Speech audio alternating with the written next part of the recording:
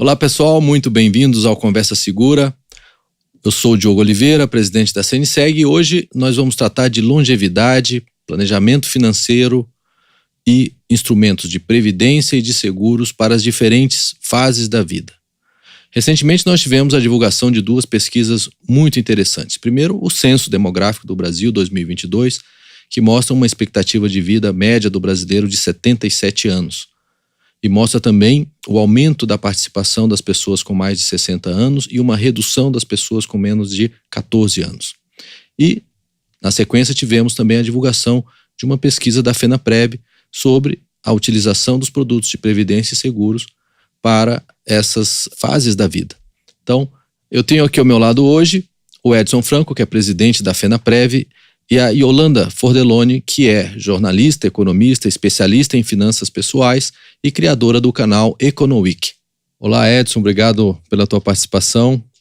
Prazer, Diogo, um prazer estar aqui. Obrigado. Yolanda também. Obrigada, Diogo. Sempre bom falar de finanças, ainda mais de um tema que é super importante, né? Que a gente vai ouvir cada vez mais daqui para frente. Exatamente. A gente vai falar de finanças hoje dentro de uma perspectiva de longevidade. A gente está vivendo cada vez mais. Esse é um fenômeno mundial, mas no Brasil ele tem sido um fenômeno acelerador e transformador da nossa realidade. E está sendo muito mais rápido do que em outros países. O censo acabou de sair e a gente viu a idade média do brasileiro indo para 77 anos. E mais surpreendente do que isso, uma idade mediana do brasileiro já em 35 anos, e é o pico de idade 40 anos. É o grupo, né, mais recheado de idade, é o de 40 anos. Então assim, a população brasileira está rapidamente envelhecendo. Isso é bom, né? Todo mundo quer viver mais, isso a gente fica super feliz de viver mais, mas isso impõe uma série de preocupações, né? Principalmente a gente precisa se preparar para viver mais, mas viver bem. Edson, qual é a contribuição do setor de seguros, em particular a previdência e outros produtos, para que a população que está vivendo mais possa viver mais e melhor? Eu acho que nós estamos no centro desse fenômeno, né? E eu acho que a solução realmente passa pela acumulação de uma poupança previdenciária, né? A grande questão, você falou, né? O Brasil está envelhecendo e está envelhecendo rápido. E esse comentário é muito importante, porque quando a gente olha as populações envelhecidas do mundo, especialmente europeias, elas enriqueceram e depois envelheceram. O Brasil está envelhecendo sem ter enriquecido. O que significa dizer que o poder público vai ter uma capacidade muito limitada de atender aos anseios de manutenção de renda e de qualidade de vida de uma população envelhecida. Então as pessoas, junto com seus empregadores, porque aqui eu acho que tem um esforço coletivo que é do indivíduo, das empresas e do próprio governo, né? Elas vão ter que formar uma poupança previdenciária para poder complementar a renda que uma previdência pública vai ser capaz de pagar. A previdência pública, aliás, né, vive sofrendo dificuldades financeiras, né?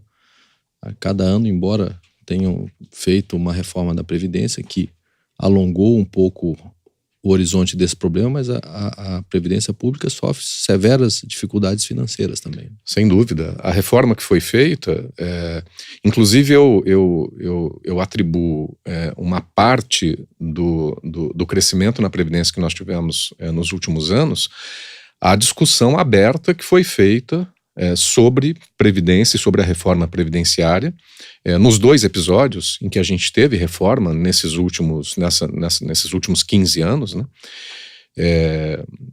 E especialmente nessa última que a discussão começou no governo Temer. Você estava lá participando ativamente desse debate, dessa discussão, e atingiu a primeira página dos jornais por 1 ano e meio. E isso gerou um nível de conscientização das pessoas de que a Previdência Pública tem uma capacidade limitada de continuar oferecendo os benefícios no nível que oferece hoje, né? Que eu acho que foi uma grande contribuição também para o início de um processo de conscientização da população de que as pessoas precisam poupar no longo prazo. Quer dizer, o brasileiro não tem cultura de poupança de longo prazo, aí tem vários motivos, né? Uma memória inflacionária ainda alta, a gente só pôde falar de investimento de longo prazo depois de 94, que foi quando a gente teve a estabilização monetária, mas essa questão ela está ficando cada vez mais urgente e está acontecendo, como você mesmo falou, de forma muito acelerada. E mesmo pessoas que têm uma remuneração mais alta, muitas vezes não são conscientes de que a aposentadoria aqui no Brasil, pelo setor público, era limitada ao teto do INSS, que hoje está perto ali de R$6.000 por mês. Então, às vezes, você tem pessoas que ganham bem mais do que isso, né, esperam se aposentar pelo INSS e esquecem que o INSS não vai repor 100% da remuneração que ele tem hoje, né? Então, você falou um ponto importante, né? No começo da conversa você falou assim, que a gente está com essa expectativa de viver mais. Isso é uma coisa boa. E quando a gente fala de finanças, muitas vezes a gente trata isso como um aspecto ruim, porque no fim a gente não está se planejando, né, para essa fase. É um ponto importante que você falou, porque a gente vai viver mais porque a gente quer viver melhor. E para viver melhor vai passar por essa questão financeira. É uma dificuldade, né, não só do brasileiro, mas do mundo todo, olhar para o eu do futuro em vários aspectos. O aspecto de saúde, aspecto de alimentação, a gente não consegue se imaginar com uma certa idade, né? Yolanda, eu adorei esse negócio do eu do futuro, sabe? Olha, que expressão maravilhosa, né? O eu do hoje tem que se preocupar com o eu do futuro, né? E a gente sabe que nesse tema de finanças o tempo é muito importante. Então, quanto mais cedo você começar a acumular, maior o efeito da capitalização dos juros, né? E às vezes com um valor pequeno você consegue acumular uma reserva elevada no futuro, né, usando o tempo. E no fim a decisão é individual, né? Você falou, depende, a previdência, né, como um todo é formada por um tripé. Tem a parte do INSS que está com dificuldade financeira já hoje e que a longo prazo ainda pode sofrer diversos reveses, a gente nem sabe quanto que a gente vai receber de fato do INSS, né, daqui a um tempo. Tem a parte individual e tem a parte da empresa. Só que o que a gente vê no mercado de trabalho é cada vez mais uma migração de trabalho formal para um trabalho autônomo, um trabalho informal. O que mostra que cada vez mais a pessoa mesmo vai ter que tomar essa consciência de que ela precisa fazer essa poupança individual, seja na previdência privada, seja em outros produtos do mercado de investimento como um todo, mas passa por uma decisão pessoal, né? Não é terceirizar, né? Esse é um tema também super relevante, que é a mudança do mercado de trabalho.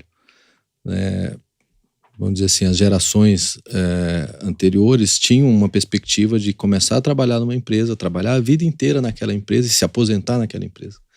Isso hoje não é nem o interesse do trabalhador, o próprio trabalhador quer ter experiências e viver, né, em vários ambientes de trabalho, e as empresas também não têm essa perspectiva de reter permanentemente as mesmas pessoas, né? Isso também é um elemento relevante nesse planejamento pessoal, né? Sim, eu li um livro recente que é até bem interessante de divulgar aqui para quem está assistindo a gente, chama 100 Year Life, infelizmente só tem em inglês, que são de 2 estudiosos da London Business School, e eles falam dessa questão da longevidade, né? E eles até comentam que no começo do século, lá, né, da virada do século XVIII para XIX, não tinha a faixa etária dos adolescentes. E agora, com esse prolongamento da vida, né, a gente está falando que a gente vai viver até os 80, 90 anos, as crianças que estão nascendo hoje, os bebês podem viver até os 100. Vai ser natural surgir uma nova faixa etária, ali dos 20 aos 30, que vai ser a fase da experimentação, em vários aspectos, né, amorosos, inclusive de emprego. Então as pessoas vão se permitir experimentar mais empregos até decidir o que eu quero ser quando crescer, né? Não vai pular ali da adolescência para a fase adulta num pulo, numa idade, né, dos 20 anos.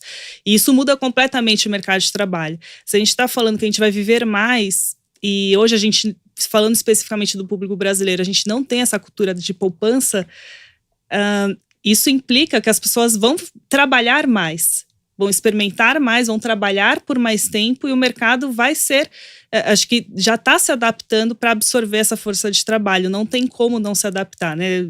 Tirando essa parte de revolução tecnológica, de inteligência artificial, que já é uma outra revolução que está acontecendo no mercado de trabalho, essa mudança da faixa etária do trabalhador, acho que vai promover grandes alterações aí na maneira como a gente trabalha. As pessoas, né, a gente precisa trabalhar para que todo mundo tenha um pouco mais essa consciência, né, de cuidar do seu futuro.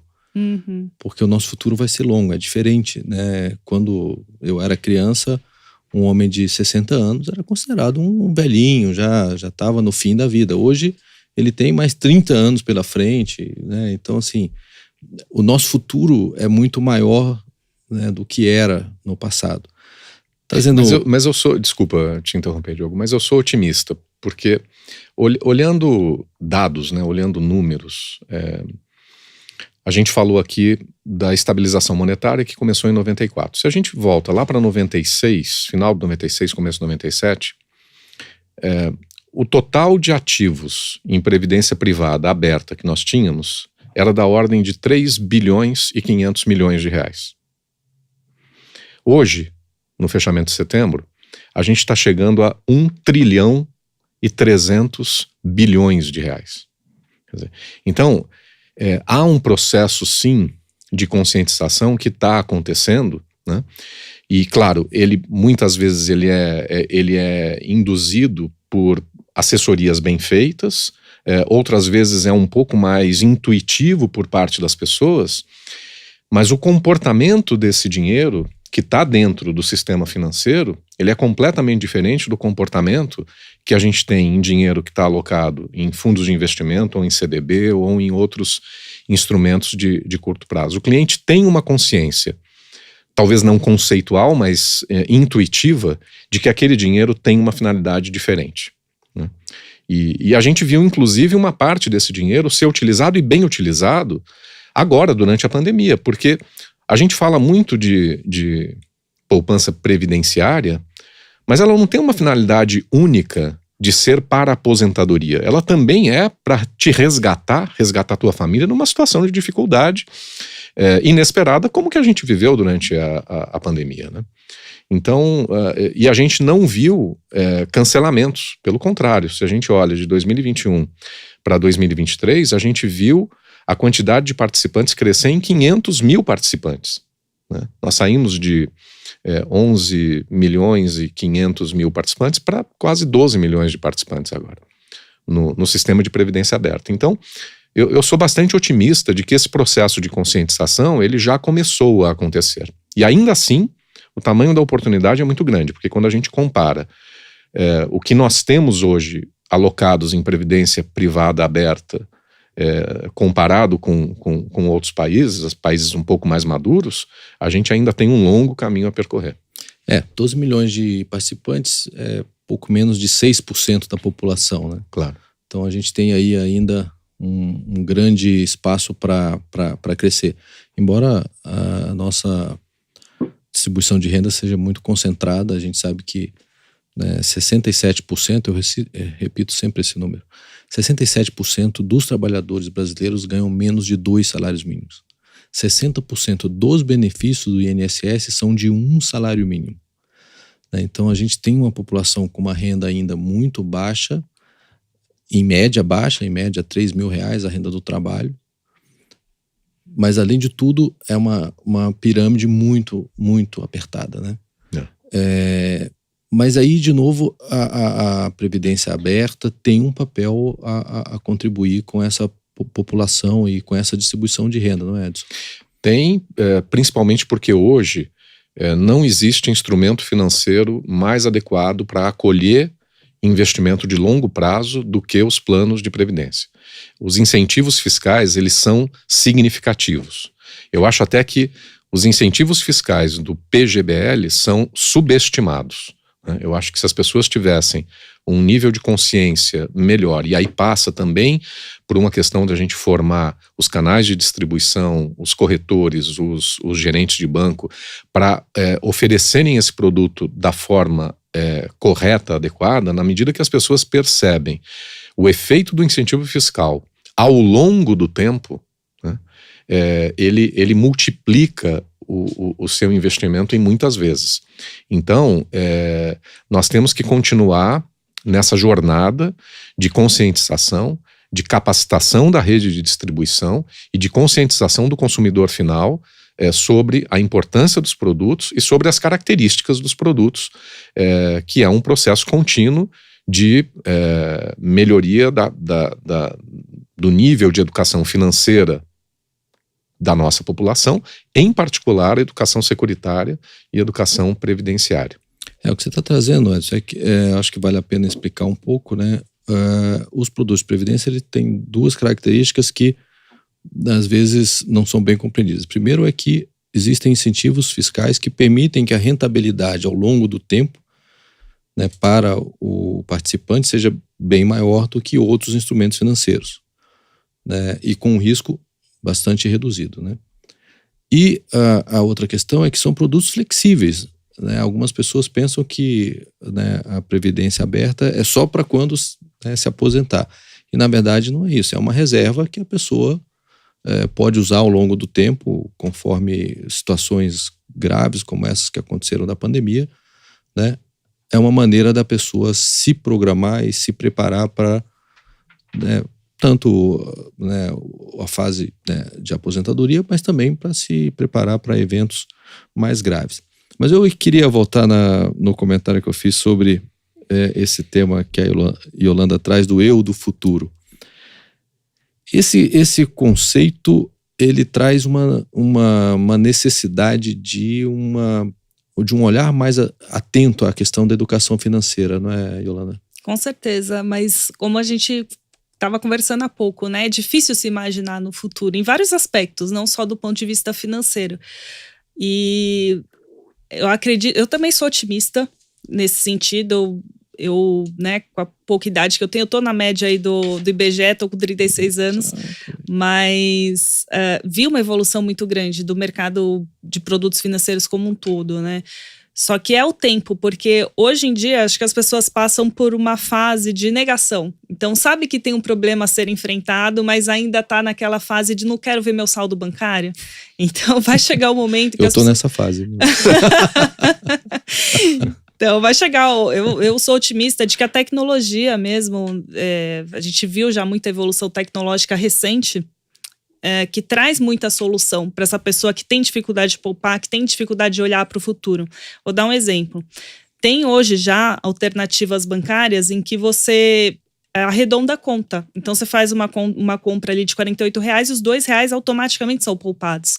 Imagina se esses R$2 fossem automaticamente poupados e já investidos numa previdência privada que fosse, em qualquer outro instrumento.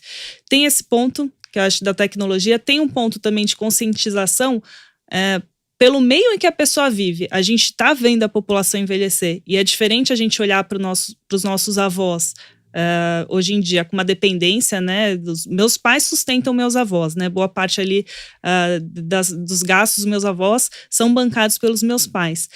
Mas acho que a gente vai começar a perceber cada vez mais problemas de pessoas próximas, sabe? De um amigo que está numa fase mais avançada e está com dificuldade, de um tio, né? A gente estava falando nos bastidores. E isso traz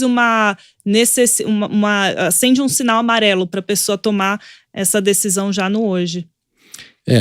O censo trouxe alguns dados interessantes sobre isso, né? A proporção entre crianças e idosos, ela está invertendo. Né? A taxa de fecundidade é baixa, hoje 1,6 filho por mulher, ou seja, você não vai ter a grande rede familiar que a gente tem no Brasil hoje para cuidar dos idosos lá na frente. E é um fardo, né? Imagina, né? Você criar um filho para o filho te sustentar, né? É uma situação chata. É uma situação, mas que revela de novo essa necessidade da gente se preparar, porque não vai ter essa rede, né, familiar para proteger as pessoas como os nossos avós, os nossos bisavós tinham, né? E não tem professor melhor do que o exemplo, né?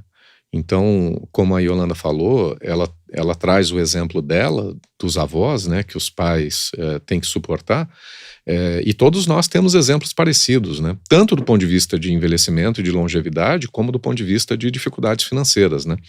Eu tenho uma tia, a avó, que morreu com 106 anos. Esses exemplos estão ficando cada vez... Né? Morreu nova. Eu estou pretendendo... Vou gastar 20 segundos até para fazer um comentário aqui. É muito curioso, porque essa minha tia-avó era irmã gêmea da minha avó. E minha avó morreu com, não sei, 75, 80 anos. E essa minha tia-avó morreu com 106. Quando a minha avó morreu, essa minha tia não deixou colocar na lápide a data de nascimento da minha avó para não descobrirem a idade dela. Então ficou aí mais algumas décadas Ficou mais algumas décadas sem a gente saber exatamente. A gente conseguiu comemorar o aniversário de 100 anos dela, ainda lúcida, mas porque a gente soube depois e descobriu depois. Mas esses exemplos, eles estão ficando cada vez mais comuns, né, na nossa vida. E se a gente não quer passar por isso, até porque cada vez mais existem casais sem filhos, né? Cada vez mais existem casais com um único filho, que não necessariamente... A gente está vivendo também um outro fenômeno, né? Que são os filhos não saindo de casa, né? Os pais tendo que sustentar por mais tempo. Por tempo, muito mais tempo, filhos, né? E na verdade a gente está vivendo uma situação do ponto de vista de convivência de múltiplas gerações simultaneamente, inclusive no mercado de trabalho, que está mudando completamente o comportamento das pessoas, né? Então, essas coisas vão gerar fenômenos que a gente ainda não conhece, né? E que vão fazer com que essa capacidade de suporte familiar fique cada vez mais difícil, né? Cada vez mais limitado. Mas, Edson, a FENAPREV publicou recentemente uma pesquisa muito interessante sobre todos esses temas que a gente está falando. Um número me chama muito a atenção, que é quais são os medos que as pessoas têm a respeito de proteção e de riscos que elas estão correndo e quais são os instrumentos que elas usam para proteger esses riscos. E a gente vê ali que o seguro ele não aparece nos primeiros lugares, né? Aparece com um número de 11% das pessoas veem o seguro como uma proteção para esses riscos. Faz um comentário sobre os números mais importantes da pesquisa e quais são as mensagens que essa pesquisa revelou, né, dentro dessa perspectiva de longevidade, planejamento financeiro. A pesquisa ela trouxe elementos bastante interessantes, né? Primeiro, as pessoas manifestando um desejo, uma intenção de fazer planejamento financeiro, mas na prática fazendo muito pouco para que isso de fato aconteça. Ou seja, existe uma dissonância entre a intenção e a ação, né? Os medos das pessoas, talvez até ainda influenciados pela pandemia que nós acabamos de passar, eles estão muito relacionados a não conseguir pagar as despesas de saúde próprias e dos seus familiares, né?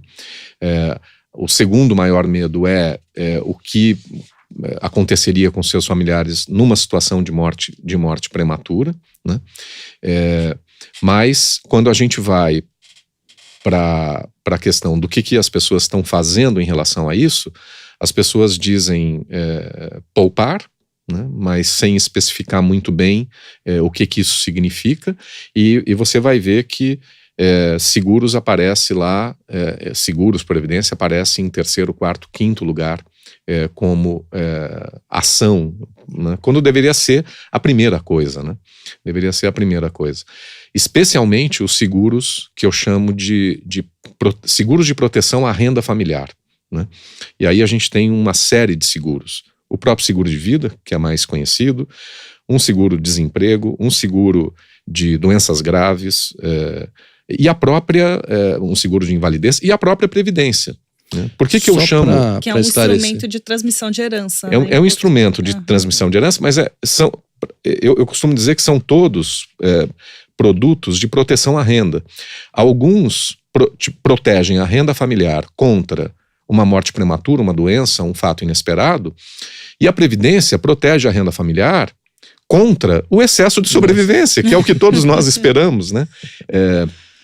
E a outra coisa que é muito importante é assim, não existe proteção patrimonial sem proteção à renda. Porque no caso de uma morte prematura, por exemplo, numa família, se não há uma poupança para fazer frente, ou um seguro de vida, para fazer frente às despesas principais que você vai ter até se restabelecer, a primeira coisa que você faz é vender teu carro, a segunda coisa é vender teu imóvel. Então... num momento difícil em que você está já tendo que lidar com várias, né, com problemas emocionais, com trauma emocional. Agora, é importante ressaltar, Edson,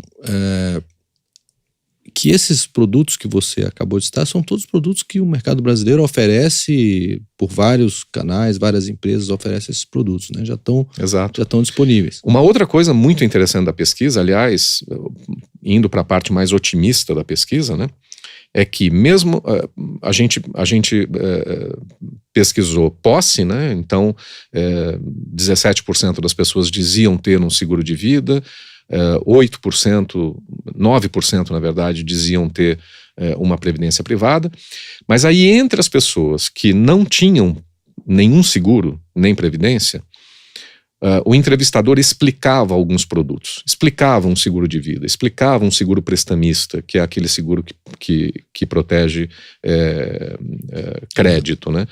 Explicava um seguro de doenças graves, explicava um seguro funeral, explicava o que era um produto de previdência.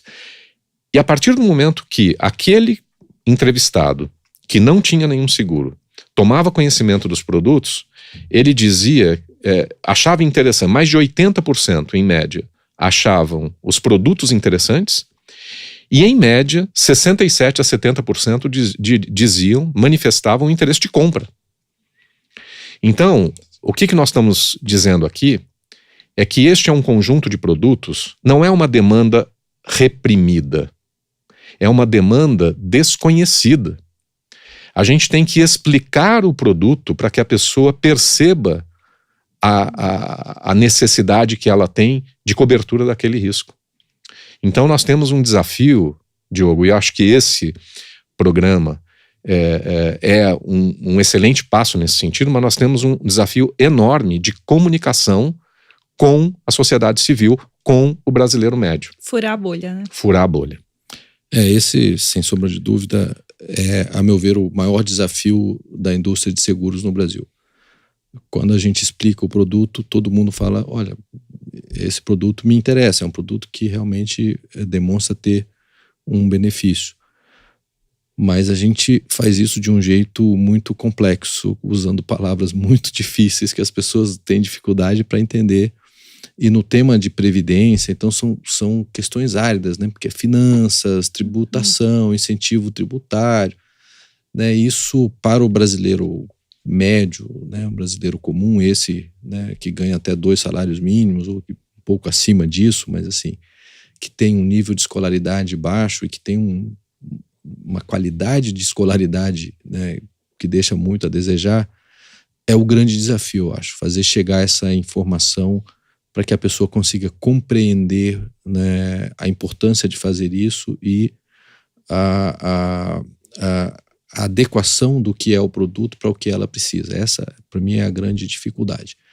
Mas dentro dessa coisa da dificuldade, dessa dificuldade em particular, exemplos eu acho que são sempre interessantes. E a Yolanda nos contava uma história pessoal que eu acho que vale a pena replicar aqui para os nossos ouvintes. Conta pra gente a tua experiência com o seguro, Yolanda. Assim, obviamente não quero que ninguém chegue a esse ponto, né, para entender a importância de você contratar esses produtos numa situação prévia, mas eu me utilizei de 2 seguros relativamente recente, né, faz 3 anos que meu primeiro marido faleceu.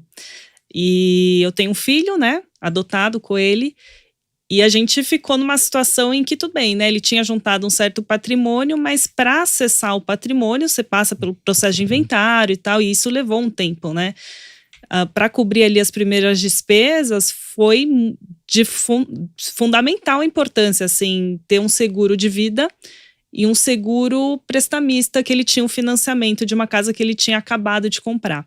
Então, foram os 2 seguros que acabaram garantindo um certo patrimônio para o meu filho, né? Que, enfim, felizmente perdeu ele numa idade muito jovem, mas e aquilo ficou que a gente amparado. tinha falado, que não é só a proteção do patrimônio propriamente, mas também desse processo de transição, né? Às vezes, até você se Leva um restabelecer, tempo, né? E até sair do próprio trauma psicológico dessas situações, né? Ter o seguro é uma maneira de você garantir a sua renda e, desta maneira, garantir também o seu patrimônio, né?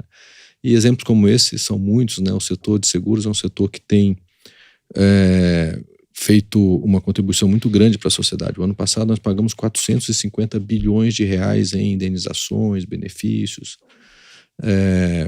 Então, assim, a sociedade brasileira, eu acho que pouco a pouco começa a ter essa percepção, e a gente tem que seguir nesse trabalho contínuo aqui de divulgação, explicação dos produtos, que eu acho que é a melhor maneira da gente fazer chegar isso ao brasileiro médio.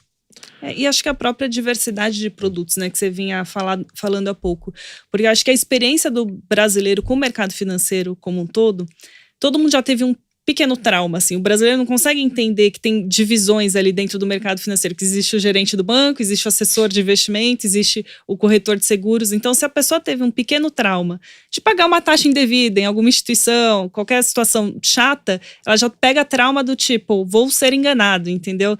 E aí começa a enxergar os produtos como sendo algo binário. Isso aqui é ruim, isso aqui é bom. Só que antes de tomar o passo, né, mesmo que a pessoa enxergue que tudo bem, né, o seguro pode me proteger de N situações, antes de tomar esse passo, a pessoa precisa ter a confiança de que ela não vai ser enganada, porque ela já tem esse trauma trazido aí de outras situações que ela, né, já teve contato. Então, é um processo que leva um tempo, e da própria pessoa entender que existe um mundo, né, aí dentro de seguros, um mundo dentro de previdências, desde as mais adequadas até aquelas que não servem para você. É um mercado que vive de reputação, né? Eu acho que é um pouco isso que você está trazendo. Quer dizer, a indústria de seguro, a indústria financeira em geral, ela vive de credibilidade, reputação e da experiência do cliente, né? Acho que esse também é um outro trabalho que a indústria tem feito, tem sido até, eu diria, muito bem feito, mas é um cuidado permanente que é preciso ter, né, Yolanda? Manter essas experiências como experiências positivas para, né, pro cliente, de modo que isso vai gerando e acho que passa por essa comunicação, né, da pessoa entender que dentro de toda aquela gama de produtos, qual que é o mais adequado para ela, né? Porque não existe uma solução única, são casos tão particulares, isso falando de seguros, previdência, só dentro de previdência existe PGBL, VGBL, a pessoa pode estar contratando para um fim e no fim das contas é outro produto que vai ser o adequado, né? E investimento nem se fala. Então acho que passa por esse processo de comunicação, de furar a bolha, de falar de uma maneira mais clara, assim, né, em redes sociais, podcast, em tudo quanto é tipo de mídia, para chegar de fato ao cliente final e ele perder esse medo, né, de putz, mas será que eu estou fazendo o adequado ali para minha situação? A gente tem que tomar cuidado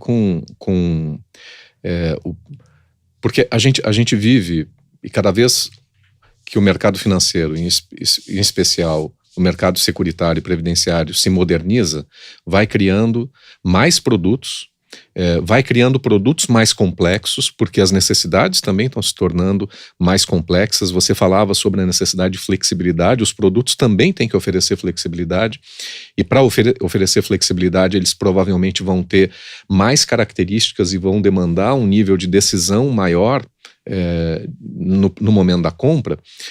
Mas a gente tem esse paradoxo da escolha, né? Hoje, se a gente for comprar um celular, né, os vendedores não ficam explicando para a gente, né, toda a tecnologia por trás do celular, né? Quer dizer, então, quais são as características mais importantes? O que você precisa, né? Qual é a finalidade do teu uso? E aí o vendedor vai lá na prateleira e pega, olha, eu acho que esse daqui é o mais adequado para você. E é isso que nós temos que continuar fazendo, né? Quer dizer, capacitando também a nossa rede de distribuição, corretores, gerentes de banco, assessores de investimento para de fato prestarem uma assessoria eficiente para o cliente. E você falou mais cedo, Diogo, que os produtos têm uma complexidade que às vezes o brasileiro médio não entende, e mesmo o brasileiro educado. Eu converso com médicos, advogados, dentistas que não têm a menor noção do que estão fazendo do ponto de vista de decisões financeiras. Então, esse é um tema que nós temos que tratar de forma bastante didática, né?